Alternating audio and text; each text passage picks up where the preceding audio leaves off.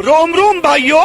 तो हे पब्लिक जी दर्शनी welcome to my another blog. तो घरे बोर होतीसु तो दी भाई टिला टिके बुली जाइसु आ मरिदा घरे कबाट झरकार ऑर्डर भी देतीसन तो पचरा बार भी थीसी।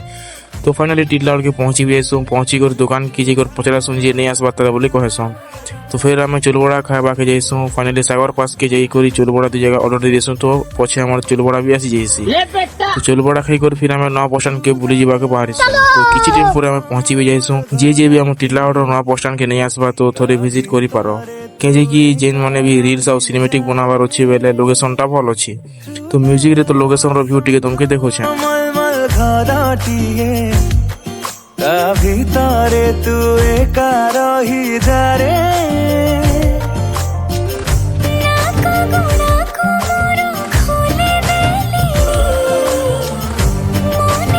टिके बसी और कथा हला पर फिर आमे घर बाहरिसु। आजिर ब्लॉग रे एदी थिला गाइस मिलमा नेक्स्ट ब्लॉग रे। भल लागला बोले लाइक शेयर फॉलो कर दबो।